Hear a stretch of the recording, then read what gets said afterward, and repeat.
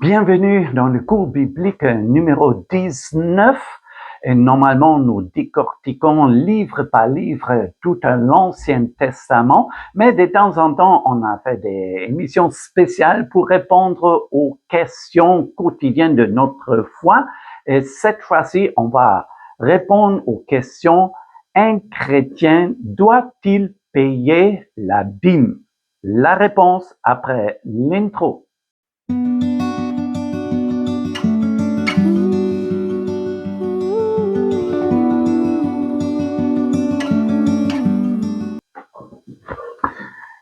Oui, c'est ça, la question du jour: un chrétien doit-il payer la dîme?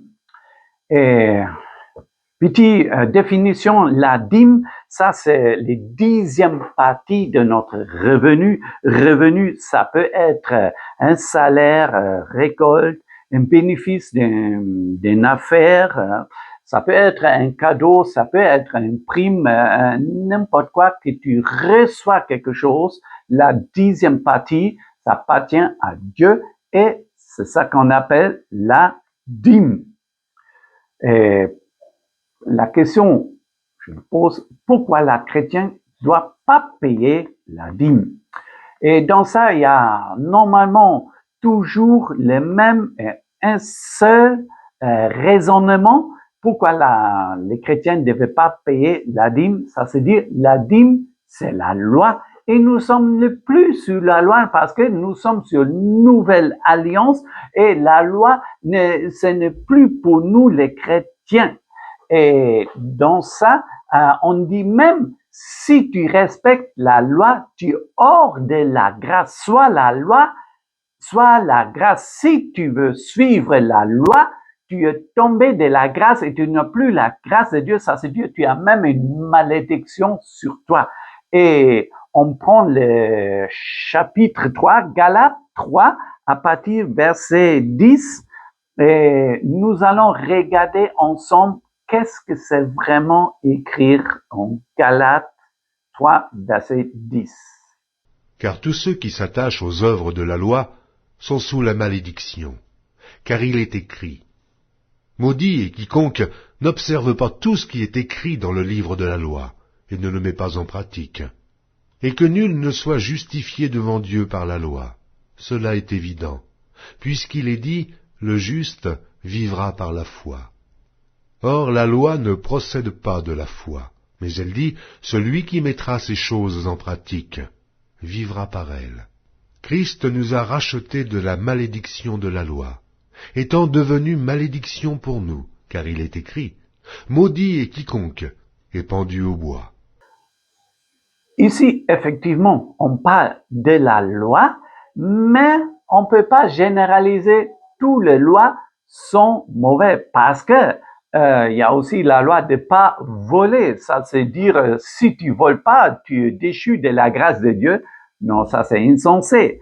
Hein? Non, mais un chrétien qui paie la dîme, il fait pas pour être justifié. Il fait pas pour que ses péchés sont pardonnés. Ça, c'est vrai, on fait pas ça aux cause de ça. Et un argument qui est contre cet argument de la loi, c'est la dîme était instaurée même avant la loi de Moïse. Et nous voyons ça en Hébreux 7, les premiers versets 1 et 2, ça parle que Abraham a donné sa dîme. Et ça, on répète, nous sommes en Nouveau Testament maintenant, ici en Hébreux 7, et on donne 7 commentaires sur Abraham et on l'approuve qu'il a bien fait. En parenthèse, même Jacob aussi a donné, parce qu'ils sont donnés à Dieu. Mais on va lire ensemble Hébreux 7 à partir de verset 1. En effet, ce Melchisédek, roi de Salem, sacrificateur du Dieu Très-Haut, qui alla au-devant d'Abraham lorsqu'il revenait de la défaite des rois, qui le bénit, et à qui Abraham donna la dîme de tout, qui est d'abord roi de justice d'après la signification de son nom, ensuite roi de Salem, c'est-à-dire roi de paix. C'est intéressant, on a donné à Melchisédek, selon l'ordre de Melchisédek, c'est pas l'ordre des Lévites, ça c'est dire, il n'a pas donné aux Lévites, il a donné à Dieu, parce que Melchisédek, c'est une image, un symbole pour Jésus, pour Dieu. Et même Jacob, il a dit, je veux donner à Dieu ma dîme. Pour cela, ça c'est hors de la loi, ça c'était avant que la loi de Moïse est venue. Mais est-ce que la loi, c'est mauvais? 1 Timothée 1:8, il écrit, nous n'ignorons pas que la loi est bonne pourvu qu'on fasse un usage légitime. C'est vrai que nous sommes plus sous la loi, Jésus a accompli la loi, mais ça ne veut pas dire que la loi est mauvaise. Romains 7, le verset 12. La loi donc est sainte et le commandement est saint, juste et bon. Verset 14. Nous savons en effet que la loi est spirituelle. Qu'est-ce que ça veut dire? Si c'est compliqué, on va voir les liens en bas.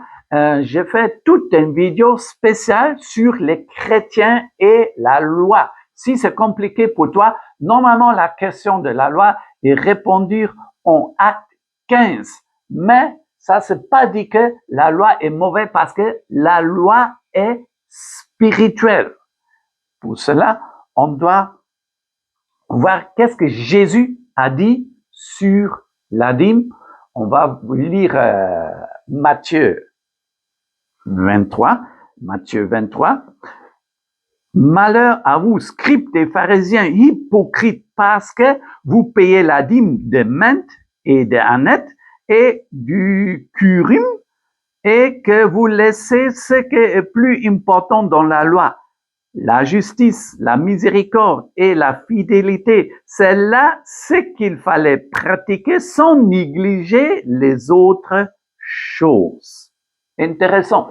Et ça compte même pour la nouvelle alliance. Ça te sert à rien si tu payes la dîme, si tu pratiques pas l'amour. Les deux grandes lois est bien connu que tu dois aimer ton Dieu de tout ton cœur, de toute ton âme, de toute ta force, et tu aimes ton prochain comme toi-même. Ça te sert à rien aimer ton prochain si tu aimes pas Dieu.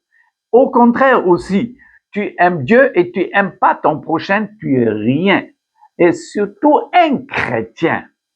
Paye ta dîme, c'est bon, mais aime ton prochain, c'est mieux. C'est important. Si tu fais un sans l'autre, ça te sert à rien. On va apprendre d'interpréter les textes de la loi. Et ça, j'ai même fait une vidéo sur l'interprétation des 10 commandements. C'est important, nous les chrétiens, il faut pas seulement voir l'Ancien Testament, tu vois les lois, on dit, ah, ça c'est mauvais, nous sommes chrétiens, ça n'intéresse plus, etc. Parce que chaque loi, il y a une raison spirituelle derrière ça. Et même nous les chrétiens, si tu comprends cette raison spirituelle, tu vas même aimer la loi.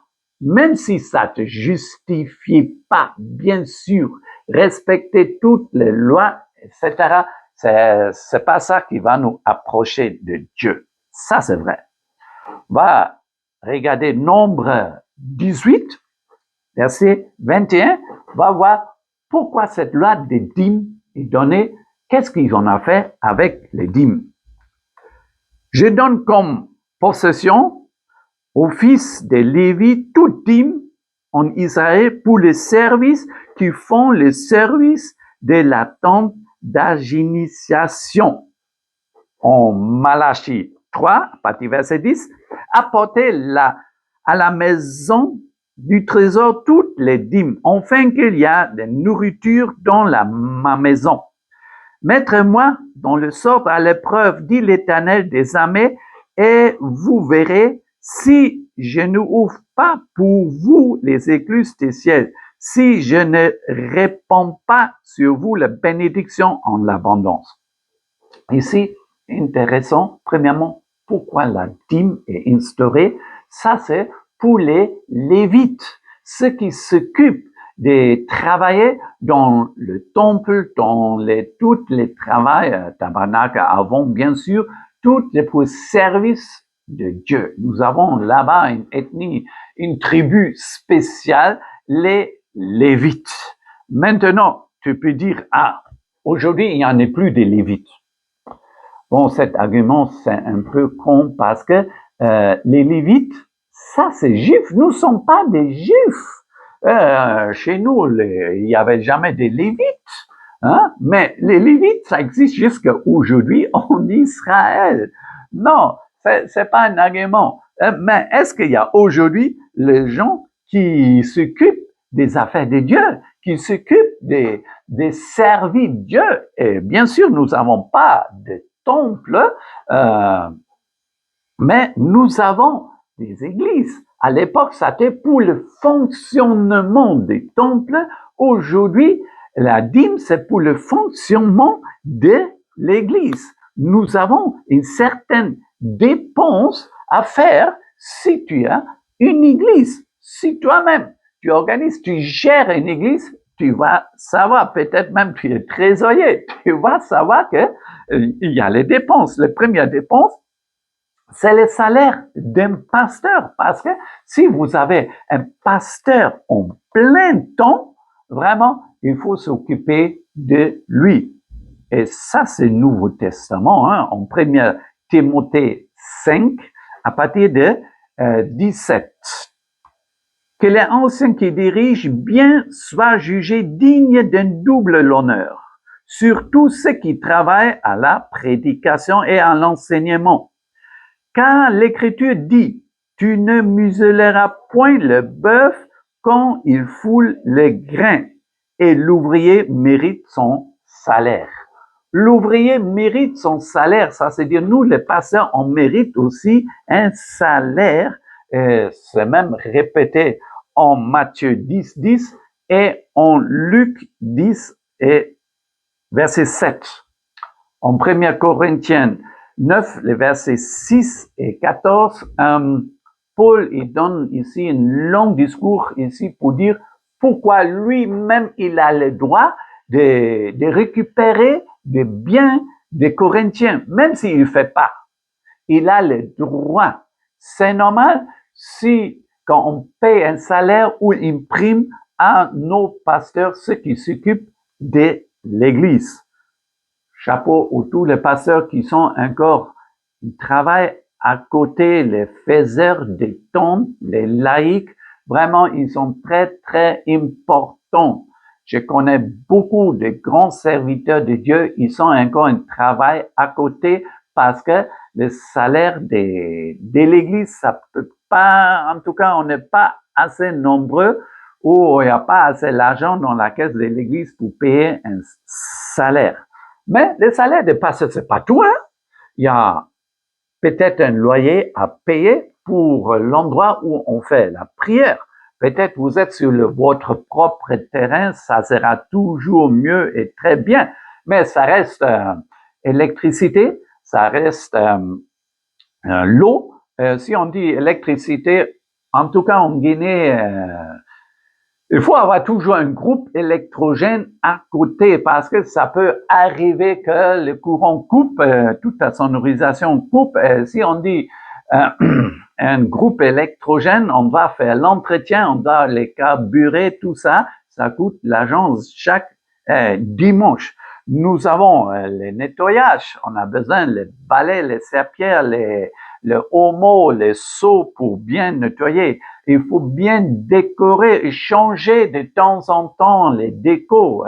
C'est important, nos lieux de prière, ça doit être joli. Je trouve que c'est très important. Et on a parlé de sonorisation. Déjà, nos microphones sans fil a besoin de piles puissantes qui coûtent cher, hein? Ça c'est dire, si tu fais un culte dimanche 3 heures, 4 heures, tu as besoin tel nombre d'épis qui coûtent encore l'argent. Peut-être tu as besoin de payer de nouveaux chaises. Même faire la Sainte Sainte, si tu prépares toi-même la Sainte Sainte, ça coûte l'argent. L'évangélisation, ça coûte l'argent. Si tu as besoin des Bibles pour donner aux nouveaux convertis, des traités pour l'évangélisation. Et bien sûr, très important, on doit aider de temps en temps ceux qui sont pauvres, les ministères de veufs, où tu as un enterrement, ça c'est dire c'est l'Église qui doit aider comment il faut faire l'enterrement. Les différentes cérémonies dans l'Église, il y a un mariage, etc., on a besoin de marmites, ça c'est dire il y a plein de choses où l'Église a des dépenses où ils vont gagner si c'est pas par les fidèles. La deuxième raison pourquoi Dieu a établi la dîme, c'est que tu as la manière de manifester ta foi, parce que Dieu est la priorité numéro 1 dans ta vie. Ça c'est Ancien et Nouveau Testament. Dieu est la chose la plus importante dans ta vie. Comment tu vas le manifester? Donc, financièrement, les premières des choses que tu fais, enlève de ton salaire, enlève la dîme. Il faut pas attendre jusqu'à vers la fin. Si ça reste, je donne la dîme. Non, c'est comme ça. Dieu est à la fin si j'ai encore l'argent. Pour toi, Dieu est important. Moi, je trouve c'est grave.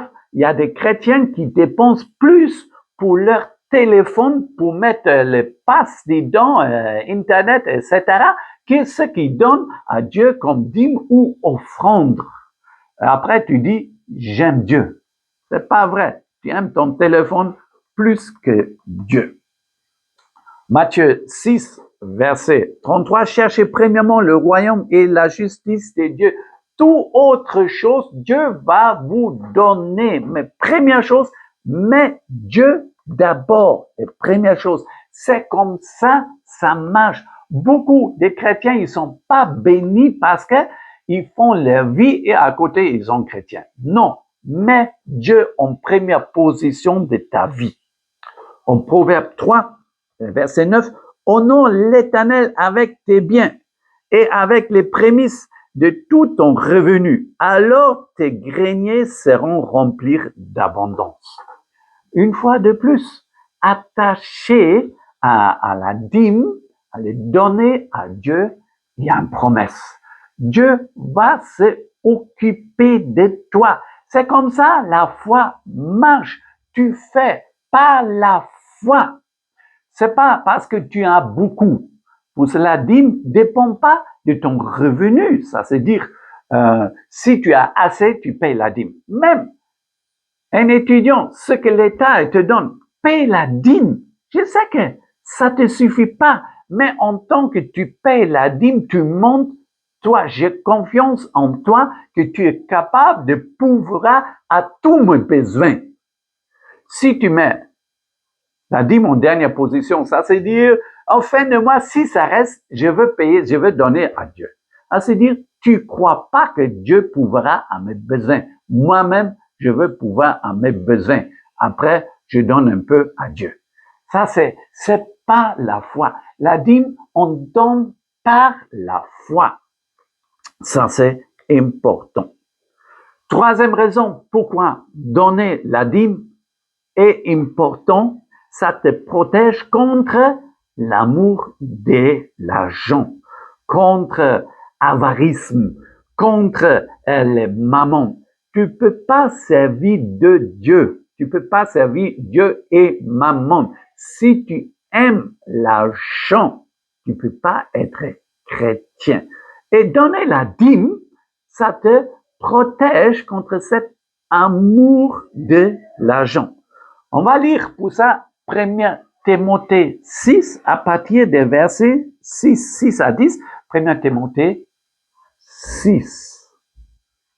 C'est en effet une grande source de gain que la piété, avec le contentement. Car nous n'avons rien apporté dans le monde, et il est évident que nous n'en pouvons rien emporter. Si donc nous avons la nourriture et le vêtement, cela nous suffira. Mais ceux qui veulent s'enrichir tombent dans la tentation, dans le piège, et dans beaucoup de désirs insensés et pernicieux qui plongent les hommes dans la ruine et la perdition. Car l'amour de l'argent est une racine de tous les maux. Et quelques-uns, en étant possédés, se sont égarés loin de la foi, et se sont jetés eux-mêmes dans bien des tourments. La piété, ça se dit la foi, un très grand gain.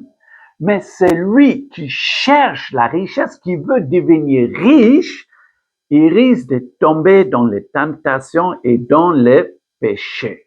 Et c'est clair, nous tous, on est venus de le monde. Et dans le monde, ils ne connaissent pas ce principe. Ils sont avares dans le monde. Hein. C'est rare de trouver un païen généreux. Il y en a. Maintenant, dans le monde, tu as mis l'argent en première position, tu deviens chrétien, ça doit changer. La dîme, ça va t'aider de changer et mettre Dieu devant tout. En 2 Corinthiens 9, à verset 6, sachez-le, celui qui sème peu, moissonnera peu. Celui qui sème en l'abondance, moissonnera en abondance. Que chacun donne, comme il a résolu dans son cœur, sans tristesse, ni contrainte, car Dieu aime celui qui donne avec joie. Cet verset est très important si nous parlons de la dîme. Il ne faut pas donner la dîme parce que le pasteur t'a menacé. Si tu ne donnes pas la dîme, tu es un voleur. Non, ça c'est l'Ancien Testament. Ah, l'Ancien Testament, tu étais obligé de donner la dîme. En Nouvelle Alliance, nous ne sommes pas obligés. On donne ça par bon cœur. Tu fais ça par la foi parce que tu aimes Dieu et tu donnes la dîme avec joie. Si tu donnes pas avec joie, laisse. Faut pas donner ça par contrainte. Même en Romains 14, verset 23, il écrit chaque chose que tu fais pas avec conviction est même péché. C'est-à-dire tu fais seulement tu fais seulement pour impressionner les autres. Il y a des églises où on note même derrière le nom, il y a des enveloppes où on fixe les hommes, la somme, etc. Si tu payes pas, c'est des problèmes. Tout ça, c'est foutaise. Tu donnes avec joie, tu donnes volontaire. Il y a même des églises avec des écoles. Comme nous, ici, à la mission Kalima à l'Abbé, nous avons une école chrétienne. Et là-bas, on paye les enseignants qui sont chrétiens. Il y a des écoles où il dit, ah, comme tu dois payer la dîme, j'enlève directement. Ça veut dire, il faut imaginer que c'est un salaire de 2 millions. Au lieu de donner 2 millions, on donne seulement 1 800 parce qu'il a déjà enlevé la dîme. Ça va pas du tout. Il faut pas que tu forces les gens de donner la dîme. Il y a quelle bénédiction dans ça? C'est lui qui donne volontairement. Hein? Et ça, c'est à lui, c'est pas à pasteur aussi de vérifier est-ce que tu donnes la dîme, etc. En conclusion, est-ce que un chrétien doit-il donner la dîme? Si on prend ce mot doit en obligation, non. Un chrétien ne doit pas donner obligatoirement la dîme. Mais ça, c'est une expression de ta foi et vraiment l'amour envers Dieu. Et 10%, c'est ça que l'Ancien Testament nous propose.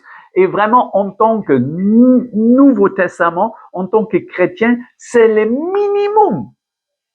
Le minimum, on doit donner la dîme. C'est pas obligatoire, c'est normal parce qu'on a des fonctionnements de l'Église. On doit vivre de quelque chose, ça doit fonctionner. Et vraiment, si nos églises, ils sont pas de l'argent pour payer de bons terrains, vraiment, chapeau l'Église catholique. Tu vois que l'Église catholique, partout, ils sont au plein centre-ville parce que depuis longtemps, ils sont s'élevés pour payer des terrains partout. Ils payent de bons terrains.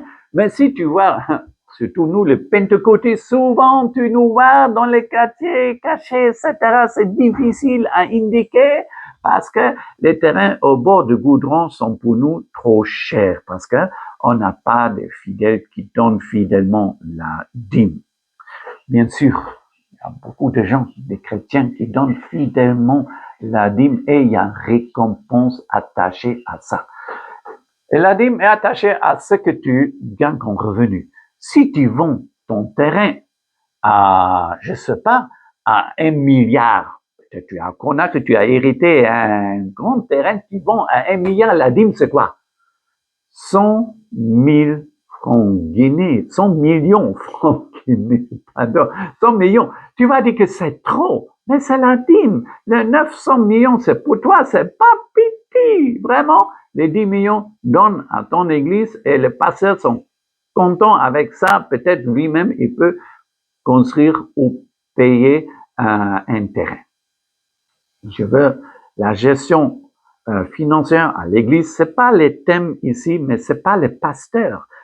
La dîme, c'est pas pour les pasteurs, c'est pour l'église. Les pasteurs et membres peut-être des comités ou c'est le comité, c'est les anciens qui décident qu'est-ce qu'il faut faire avec tous les revenus. Et ce qui est merveilleux avec la dîme, il y a des dîmes, des dîmes.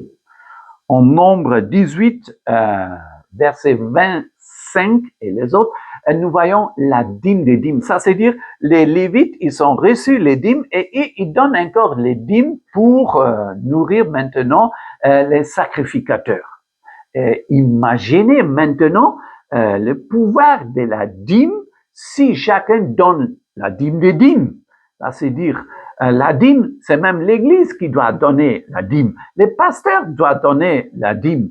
Une école, c'est une entreprise, paye la dîme. Et imaginez que, je donne un exemple maintenant pour nous ici en Fouta, que Tougué, il envoie, il y a un fidèle de Tougué, il paye la dîme. C'est un fonctionnaire militaire, je sais pas, il paye maintenant la dîme. Ça arrive maintenant dans la caisse de l'église de Tougué. Et enlève dans cette dîme, une fois par an, enlève la dîme des dîmes. Il envoie ça ici à l'abbé. Pourquoi l'abbé? Parce que c'est l'abbé qui a envoyé les missionnaires, les pasteurs missionnaires à Tougué. Il envoie ça ici, au siège, à l'abbé. Nous aussi, on reçoit de Tougué, de Koubia et nos propres dîmes. Donc, tout ça, on enlève maintenant encore la dîme. Ça veut dire, ça devient la dîme des dîmes des dîmes et on envoie ça à Conakry. Et là-bas, Conakry, c'est le siège de la mission Kalima en Guinée. Et si des centaines des églises envoient les dîmes, des dîmes, des dîmes, des dîmes, peut-être pour nous, c'est pas grand-chose. Mais si chaque église envoie ça, ça devient encore un montant important. Et dans ça, maintenant, Conakry peut décider, ça c'est pour la construction d'une église à Bela, à Kankan, à Lola, etc. avec cette agence. Ça, c'est dire, il y a une dynamique bénédiction de payer la dîme. Si tout le monde paye la dîme, il y a une chaîne de bénédiction qui va de plus en plus, en plus, en plus. C'est une bénédiction. C'est pas obligatoire, c'est vrai. Tu es pas maudit si tu payes pas la dîme, mais en tant que chrétien, si tu payes pas la dîme, ça te bloque spirituellement, ça te bloque parce que tu as pas la foi.